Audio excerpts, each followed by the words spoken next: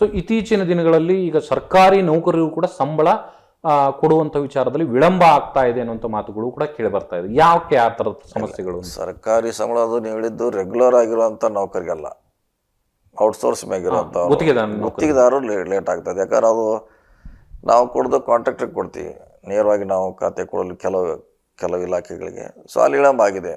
ಆದರೆ regular employee ಇದ್ದಲ್ಲಿ ಸಮಸ್ಯೆ ಉದ್ಭವ ಆಗಿಲ್ಲ. ಸೊ ಇಲ್ಲಿ ಇನ್ನೊಂದು ಬಹಳ ದೊಡ್ಡದಾಗಿ ಕೇಳಿ ಬರ್ತಾ ಇರುವಂಥದ್ದು, ಈ ರಿಸರ್ವೇಷನ್ ಅನ್ನುವಂಥದ್ದು SC STಗಳಿಗೆ ಕಳೆದ ಬಿಜೆಪಿ ಸರ್ಕಾರದಲ್ಲಿ ಏಕಾಏಕಿ ಏನು ರಿಸರ್ವೇಷನ್ ಕೊಟ್ವಿ ಅಂತ ಘೋಷಣೆ ಮಾಡಿದ್ರು, ಆದರೆ ಅದು ಪ್ರಾಕ್ಟಿಕಲ್ ಆಗಿ ಅನುಷ್ಠಾನ ಆಗಿದೆಯಾ ಸರ್ ರಾಜ್ಯ ಸರ್ಕಾರದಲ್ಲಿ? ಇಲ್ಲ, ಆಗಿಲ್ಲ. ಅದು ಕೋರ್ಟ್ನಲ್ಲಿದೆ. ಕೋರ್ಟ್ನಲ್ಲಿ ಕೂಡ ಯಥಾಸ್ಥಿತಿ ಕೈಗೊಳ್ಳುವಂಥ ನಿರ್ದೇಶನ ಕೊಟ್ಟಿದ್ದಾರೆ. ಎಲ್ಲ ಒಂದ್ ಕಡೆ ಹಾಗಾದ್ರೆ ಬಿಜೆಪಿ ನಾಯಕರು SC ST ಸಮುದಾಯವನ್ನು ದಿಕ್ತಪ್ಪಿಸಿದ್ರ? ಖಂಡಿತ ತಪ್ಪಿಸಿದ್ದಾರೆ.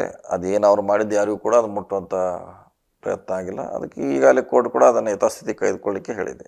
ಯಾಕೆಂದ್ರೆ ಈಗ ನೀವು ಕೂಡ ಉತ್ತರ ಕರ್ನಾಟಕದಲ್ಲಿ ನಿಮ್ಮನ್ನ ಎಲ್ಲರೂ ಕೂಡ ಸಾಹುಕಾರ ಅಂತಾನೆ ಗುರುತಿಸ್ತಾರೆ.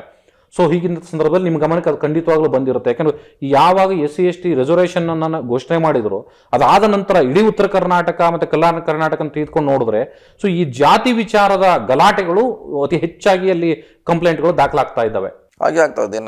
ಇಂದು ಕೂಡ ಆಗಿದೆ, ಈಗೂ ಕೂಡ ಆಗ್ತಾ ಇದೆ. ಅದು ಆಯಾ ಇಲಾಖೆಗಳು, ಸರ್ಕಾರಗಳು ನಿಯಂತ್ರಣ ಮಾಡಲಿಕ್ಕೆ ಪ್ರಯತ್ನ ಮಾಡಬೇಕು. ಸೊ ಈಗ ST ವಿಚಾರಕ್ಕೆ ಬರೋದಾದ್ರೆ, ಯಾಕಂದ್ರೆ ನಿಮ್ಮನ್ನ ಇಡೀ ST ಸಮುದಾಯದ ನಾಯಕರು ಒಂದು ರೀತಿ ಲೆಜೆಂಡರಿ ಲೀಡರ್ ಅಂತಾನೆ ಗುರುತಿಸ್ತಾರೆ. ಸೊ ನಿಮ್ಮನ್ನ ಆರಾಧಿಸ್ತಾರೆ ಒಂದು ಹಂತದಲ್ಲಿ.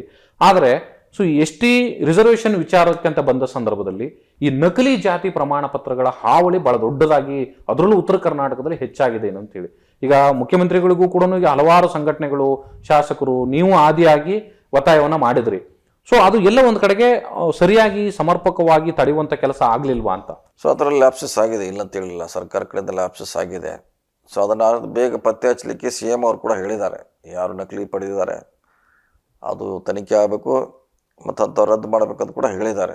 ಸೊ ಅದು ವಿಳಂಬ ಆಗ್ತಿರೋದು ನಿಜ, ಅದರಲ್ಲಿ ಏನು ಪ್ರಶ್ನೆ. ಈಗಾಗಲೇ 2 ಲಕ್ಷ ಫೇಕ್ ಸರ್ಟಿಫಿಕೇಟ್ಗಳು ಈಗಾಗಲೇ ಸೃಷ್ಟಿ ಆಗ್ಬಿಟ್ಟಿದ್ದಾವೆ. ಅಧಿಕಾರಿಗಳು ಅದನ್ನು ವಿತರಣೆನೂ ಮಾಡಕ್ಕೆ ಹೋಗಿದೆ. ಸೊ ಅವುಗಳನ್ನು ಹೇಗೆ ಕಂಟ್ರೋಲ್ ಮಾಡಕ್ಕೆ ಸಾಧ್ಯ ಆಗುತ್ತೆ ಸರ್? ಈಗ ಯಾಕಂದ್ರೆ ಬಡ್ತಿ ಮೀಸಲಾತಿ ಬಂದ ಸಂದರ್ಭದಲ್ಲಿ ಬಹಳ ದೊಡ್ಡ ಹೊಡೆತ ಬೀಳುತ್ತೆ. ಅಲ್ಲ, ಸರಿ ಇಲ್ಲ ಅಂದ್ರೆ ಅದು ವಿಡ್ರಾ ಮಾಡಬೇಕು, ಸಿಂಪಲ್ ಆಗಿ. ಅವರು ನಕಲಿ ಅಂತ ಗೊತ್ತಾದ್ರೆ ಅವ್ರು ಅದಕ್ಕೆ ಅಲ್ಲ ಅಂದ್ರೆ ವಿಡ್ರಾ ಮಾಡಬೇಕು, ಸಿಂಪಲ್ ಆಗಿ ಅಷ್ಟೇ. ಸೊ 2 ಲಕ್ಷ ವಿತರಣೆ ಮಾಡೋ ಸಾಧ್ಯ ಆಗುತ್ತಾ? ಆಗ್ತದೆ, ಯಾಕೆ ಆಗಲ್ಲ, ಆಗ್ಲೇಬೇಕು.